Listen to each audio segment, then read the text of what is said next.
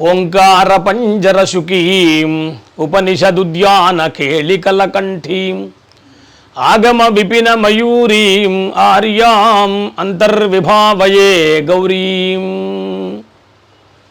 శ్రీ గణేశాయ నమః. శ్రీమాత్రే నమః.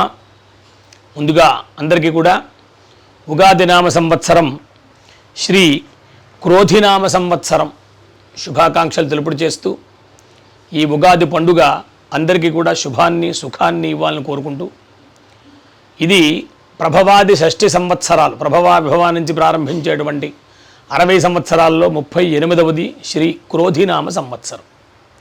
శ్రీ క్రోధినాం క్రోధాన్ దూరీకృత్వా తతః పరాం శాంతిం దత్వా వసుధాయాః భద్రస్థితిం ప్రయచ్చతు అని. ఈ క్రోధినామ సంవత్సరానికి పరమేశ్వరుడు అధిదేవతగా చెప్పబడుతూ చాలా ప్రశాంతమైనటువంటి వాతావరణాన్ని ఇస్తారు అని చెప్పారు. ఈ షష్ఠి సంవత్సరాలు 60 సంవత్సరాలు కూడా ప్రతి సంవత్సరానికి ఒక్కొక్క పేరు చాలా విశేషమైనటువంటిదిగా చెప్తూ, ఈ సంవత్సరం పరమేశ్వరుడు ప్రధానంగా చెప్తూ క్రోధి అని పేరు చెప్పారు. ఇది అందరికీ కూడా శాంతిం దత్వా, అందరికీ శాంతిని శుభాన్ని ఇచ్చి భద్రస్థితిం ప్రయచ్చతు అని చెప్తున్నాం. భద్రం అంటే రక్షణ ఇచ్చుగాక అని చెప్తూ, క్రోధ సంభవ దుర్గాంబ కోటి కోటి జనుల హృదయాల వసించి శాంతి కలుగజేసి జాతీయ భావాలు వాసికెక్క క్రొత్తలత్తు కొనంగ సంపత్తి గూర్చు అని.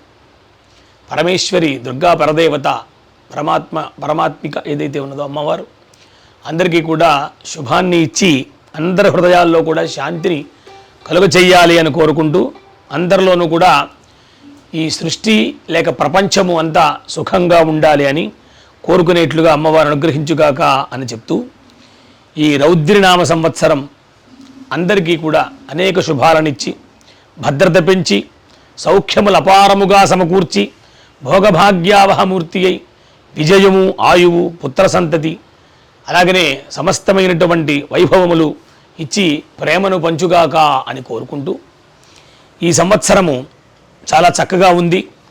అందరికీ కూడా సమస్తమైనటువంటి శుభములు కలుగుతాయి సందేహం లేకుండా. ఈ సంవత్సరం అంతా కూడా ఎంతో చక్కగా అందరూ క్షేమంగా ఉండాలి అని కోరుకుంటూ ఈ సంవత్సర ఫలాన్ని మనం చెప్పుకుంటూ ఉన్నాము. ఈ సంవత్సరము క్రోధినామ సంవత్సరము.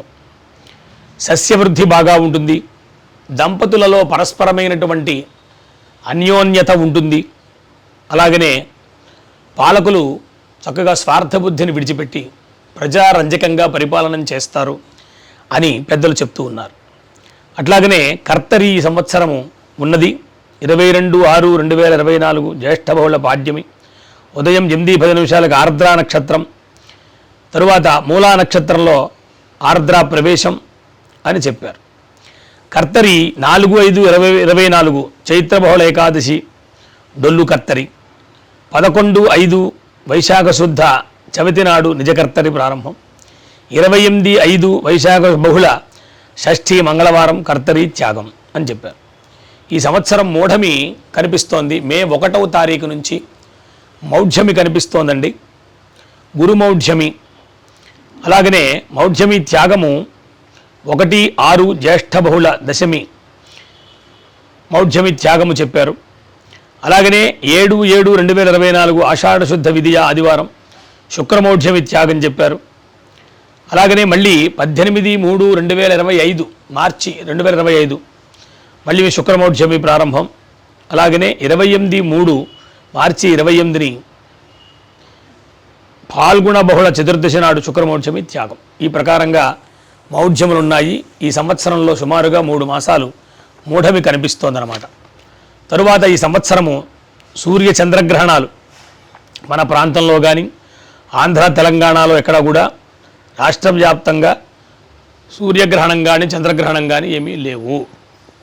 కాబట్టి దాని గురించి విచారణ అవసరం లేదు.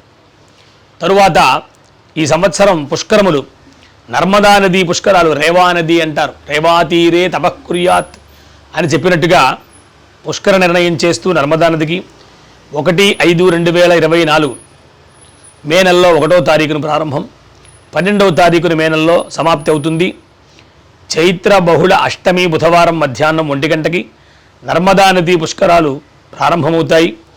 ఆ పుష్కరాల్లో అందరూ కూడా స్నానాదులు ఆచరించి దాన ధర్మాలు పితృ సంబంధమైనటువంటి కార్యక్రమాలన్నీ కూడా నిర్వర్తించుకోవచ్చు అని చెప్పారు. తరువాత ఈ సంవత్సరం రాజా కుజ, రాజు కుజుడు అన్నమాట. దానివల్ల శుభాలు కలుగుతాయని చెప్పారు. మంత్రి శని, ఈ సంవత్సరం విశేషం ఏంటంటే శనిదేవుడికి 1, 2, 3, 4 రకాలైనటువంటి ఆధిపత్యాలు ఇచ్చారు. మంత్రి శని, సేనాధిపతి శని, అర్ఘాధిపతి శని, మేఘాధిపతి శని, 4 రకాలైనటువంటి ఆధిపత్యాలు ఇచ్చారు. లోకంలో చూడండి, మనము ప్రభుత్వం ఎవరుంటే వారి పరిపాలన దక్షతలో మనం నడుచుకుంటూ ఉండాలి వ్యవహారం.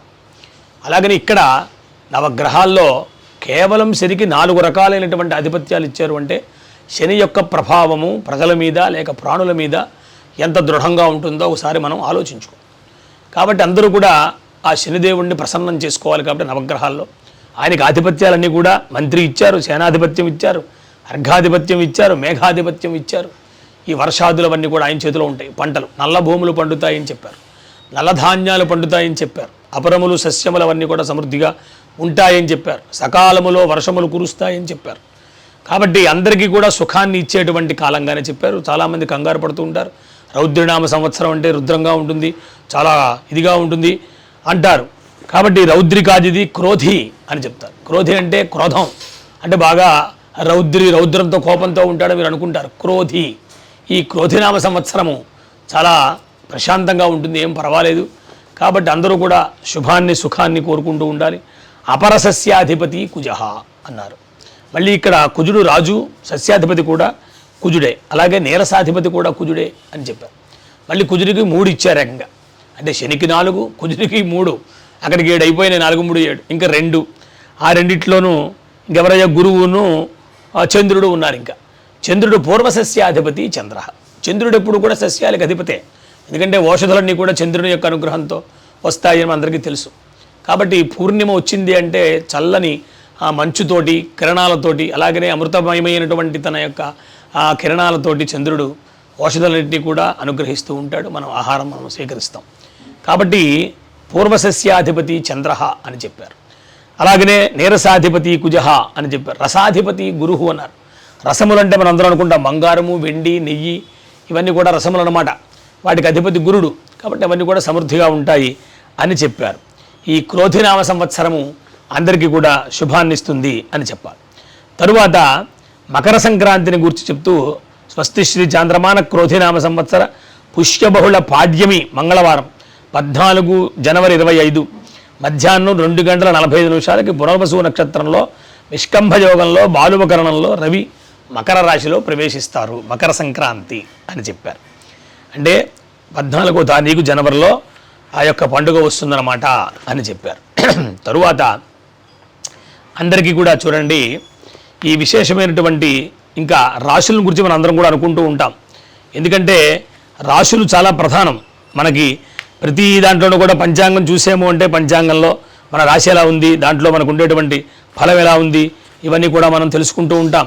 కాబట్టి అశ్విని భరణి కృత్తికా పాదం మేషం అని చెప్పి మేషరాశి వారికి ముందుగా చెప్తూ ఆదాయం 8, వ్యయం 14, తర్వాత రాజపూజ్యం 4, అవమానం 3, తర్వాత వృషభ రాశి వారికి ఆదాయం 2, వ్యయం 8, అలాగనే రాజపూజ్యం 7, అవమానం 3, మిథున రాశి వారికి ఆదాయం 5, వ్యయం 5, తర్వాత రాజపూజ్యం 3, అవమానం 6, తర్వాత కర్కాటక రాశి వారికి ఆదాయం 14, వ్యయం 2.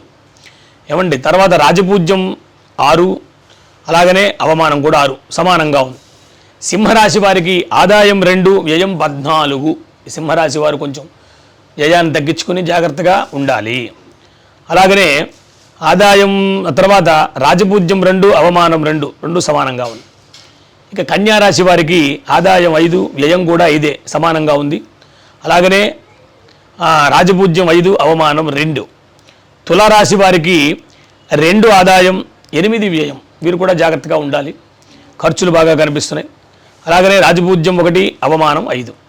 వృశ్చిక రాశి వారికి ఆదాయం 8, వ్యయం 14 అని చెప్పారు. అంటే 8 రూపాయలు సంపాదిస్తే 14 రూపాయలు ఖర్చు పెట్టే పరిస్థితి, కాబట్టి జాగ్రత్తగా ఉండాలి. అలాగనే ఆదాయం, ఆ తర్వాత రాజపూజ్యం 4, అవమానం 5. తర్వాత ధనురాశి వారికి ఆదాయం 11, వ్యయం 5, అలాగనే రాజపూజ్యం 7, అవమానం 5. మకర రాశి వారికి 14 ఆదాయం, 14 వ్యయం, 2 సమానంగా ఉంది. తర్వాత 3 రాజపూజ్యం, 1 అవమానం. కుంభరాశి వారికి ఆదాయం 14, వ్యయం 14, అది కూడా సమానంగా కనిపిస్తోంది. అలాగనే రాజపూజ్యం 6, అవమానం 1. ఇక మీనరాశి వారికి ఆదాయం 11, వ్యయం 5, ఇది బాగుంది. కొంచెం 11 రూపాయలు సంపాదిస్తే 5 రూపాయలు ఖర్చు పెడతారన్నారు, మిగతా డబ్బులు దాచుకుంటారనమాట. అంటే నిష్పత్తి మనం చెప్పుకుంటున్నాం. అంటే తనకు వచ్చేటువంటి ఆదాయంలో ఖర్చు మనకి ఏమిటనేది తెలిస్తే దాన్ని బట్టి మనం జాగ్రత్త వహిస్తాం. ఎందుకంటే మంచి పనికి ఖర్చు అయితే ఇబ్బంది ఏం కాదు. ఏదో డాక్టర్లకో ఏ రోగానికో ఖర్చు పెట్టుకుంటే కష్టం, కానీ ఇంట్లో ఏదో వస్తువు సమకూర్చుకున్నాం, ఏదో వస్త్రాలు కొనుక్కున్నాం, లేకపోతే ఇల్లు కొనుక్కున్నాం అంటే అది ఖర్చు కింద లెక్కేం కాదు. కాబట్టి జాగ్రత్తగా మనం ఒక అంచనా ఉంటే జీవితంలో ఒక చక్కటి మార్గాన్ని మనం ఎంచుకోవచ్చు అని చెప్తారు. కాబట్టి మీనరాశి వారికి ఆదాయం 11, వ్యయం 5, ఆదాయం తర్వాత రాజపూజ్యం 2, అవమానం 4, ఈ ప్రకారంగా ఉన్నాయన్నమాట. ఈ సంవత్సరము ప్రపంచం అంతా కూడా శాంతిగా ఉంటుందని చెప్పారు. పాలకులు చక్కగా వారికి ఉండేటువంటి అధికారాలను ఉపయోగించి ప్రజాపాలన రంజకంగా ప్రజలను పరిపాలిస్తారు అని చెప్పారు. ఈ విధంగా శ్రీ క్రోధినామ సంవత్సరము చాలా యోగ్యవంతంగా ఉన్నది. మనందరికీ కూడా సకాలంలో వర్షములు, పంటలు పండి అందరూ క్షేమంగా ఉంటారు, సమైక్యంగా జీవించాలి. ప్రధానంగా దీంట్లో మనం చెప్పాల్సింది ఏంటంటే వారి యొక్క వంశాచారం ప్రకారంగా ఆయా దేవతల్ని సేవించుకుని చక్కగా, అలాగే సమీపంలో ఉండేటువంటి ఆలయాలు చక్కగా వెళ్ళి, ఈ రోజున ఆలయాలన్నీ కూడా చాలా విశేషంగా ఉంటాయి అని చెప్తున్నారన్నమాట. తర్వాత ఈ రోజుని మనందరం కూడా ఎంత చక్కగా ఉంటే అంత గొప్పగా ఉంది. అస్మిన్ వర్షే ప్రజాభీష్ట పాలనా వర్తతే, దేవాయతనా ప్రభుత్వ కార్యాలయాశ్చ గృహాశ్చ గంధపుష్పాశ్చ రాజంతే అంటారు. ప్రభుత్వాలయాలు, అలాగనే దేవాలయాలు, అలాగనే అందరి బాలులు చదివేటువంటి విద్యాలయాలు, ఇవన్నీ కూడా ఎంత శోభగా ఉంటే అంత గొప్పతనాన్ని పొందుతాయి. కాబట్టి గృహములు కూడా ఒక పండుగ వచ్చింది అన్న, ఒక మంచి కాలం వచ్చింది అన్న కూడా చక్కగా అలంకరించుకుని అందరూ కూడా లక్ష్మీ కాలని పొంది ఉండాలి. ఇంట్లో స్త్రీలు, పురుషులు, బాలురు అందరూ కూడా చక్కగా స్థానధ్యానాలు చేసుకుని, ఇంట్లో దీపారాధనలు చేసుకుని, భారతీయ సంప్రదాయంలో మనకుండేటువంటి ఆచార వ్యవహారాలు, వారి ఇళ్లలో పెద్దలు మనకి ఇచ్చినటువంటి సంప్రదాయం, ఆచారం ఏదైతే ఉందో దాన్ని తప్పక పాటించాలి. గోపూజ చేయాలి, బ్రాహ్మణ పూజ చేయాలి, అలాగనే పెద్దల్ని సేవించాలి. ముందుగా తల్లిదండ్రుల్ని తప్పకుండా సేవించాలి, గురువుల్ని సేవించాలి. వారి సంప్రదాయం, ఎందుకంటే సంప్రదాయం అనేటువంటిది అనూచంగా మన పెద్దలు మనకి ఇచ్చినటువంటి ఒక గొప్ప కట్టుబాటు. దాంట్లో ఉండి అందరూ కూడా క్షేమాన్నే పొందారు. కాబట్టి అటువంటి క్షేమాన్ని మనం పొందాలి అంటే కూడా అట్లాగే ఉండాలి. ప్రజాపాలన రతాః ప్రజాః సర్వసుఖమవాప్నోతి అంటారు. ఈ సంవత్సరం అంతా కూడా ప్రజలందరూ సుఖంగా ఉంటారని చెప్పారు. ప్రజాధర్మరతాశ్చాపి స్త్రియః పతివ్రతాశ్చ శోభంతే అని చెప్పారు. ప్రజలందరూ కూడా ధర్మపరాయణులై ఉంటారని చెప్పారు. స్త్రీలు పతిభక్తి పరాయణులై చక్కగా వారి యొక్క ఆశ్రమ ధర్మాన్ని పాటిస్తూ చక్కగా సుఖ సంతోషాలతో సౌభాగ్యంతో ఉండాలి అని మనం కోరుకుంటూ, ఈ యొక్క విశేషమైనటువంటిది శ్రీ కళ్యాణ గుణావహం రిపుహరం దుస్వప్న దోషాపహం గంగా స్నాన విశేష పుణ్యఫలదం గోదానతుల్యం నృణాం ఆజుర్వృద్ధిదముత్తమం శుభకరం సంతాన సంపత్ప్రదం నానాకర్మ సుసాధనం సముచితం పంచాంగమాకర్ణ్యతాం అని చెప్పి, ఈ పంచాంగము కనుక తిథి వార నక్షత్ర యోగ కరణములను చెప్పబడేటువంటి వైదింటిని కూడా ఎవరైతే తెలుసుకుంటారో వాళ్ళందరికీ కూడా కళ్యాణ గుణావహం మంచి శుభపరంపరమైనటువంటి గుణములు కలుగుతాయి అని చెప్పారు. తర్వాత రిపుహరం శత్రునాశనం అవుతుందిట. అంటే ఎవరి పట్ల కూడా మనకు శత్రుభావం ఉండదు, ఎవరు కూడా మన శత్రుభావంతో చూడరు, ప్రశాంతంగా జీవనం గడుస్తుందని చెప్పారు. తరువాత గంగా స్నాన విశేష పుణ్య ఫలదం, ఈ పంచాంగం గురించి తెలుసుకుంటే గంగాది తీర్థములలో స్నానం చేసినటువంటి ఫలితాన్ని పొందుతారు అని చెప్పారు. గోదానతుల్యం నృణాం, మంచి బ్రాహ్మణులకి గోవుల్ని సువర్ణాన్ని దానం చేస్తే వచ్చేటువంటి ఫలితం దీంట్లో ఉంటుందని చెప్పారు. తరువాత ఆయుర్వృద్ధిదముత్తమం శుభకరం అన్నారు. మంచి ఆయుర్దాయం పెరుగుతుందిట, అందరూ కూడా సుఖంగా జీవిస్తారని చెప్పారు. తరువాత సంతాన సంపత్ప్రదం, మంచి సంతానం కలుగుతుంది అన్నారు. ఏమిటంటే పంచాంగం తెలుసుకుంటే సంతానం కలగడం ఏమిటని అనుకోవచ్చు. ఎందుకంటే పంచాంగం ద్వారానే మనం వివాహం చేసుకుంటాం, ఒక మంచి ముహూర్తంలో వివాహం పెట్టుకుంటాం, ఒక మంచి ముహూర్తంలోనే కన్యను చూడడానికి పెడతాం, అన్ని పనులు కూడా మనం మంచి శుభకాలంలోనే చేసుకుంటాం. కాబట్టి అలా చేసుకుంటాం అవుతుందండి, చక్కటి సుసంతానం కలుగుతుంది.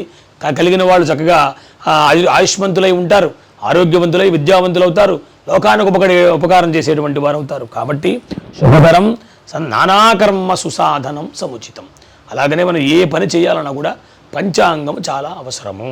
పెద్దలు మనకి చెప్పినటువంటి జ్యోతిష్ శాస్త్రం ప్రకారంగా ఈవేళ రోజున ఎవరైతే పంచాంగాన్ని తెలుసుకుంటారో, అలాగనే ఇందాక మనం చెప్పుకున్నట్లుగా అనేకమైనటువంటి శుభములు కలిగేటువంటి విధంగా ఆ షడ్రుచులతో ఉండేటువంటి దాన్ని స్వీకరిస్తారో, ఈ క్రోధినామ సంవత్సరము అందరికీ కూడా శుభాన్నిచ్చుగాక. సమస్త సన్మంగళాని భవంతు. శుభం భూయాత్ శుభం భూయాత్.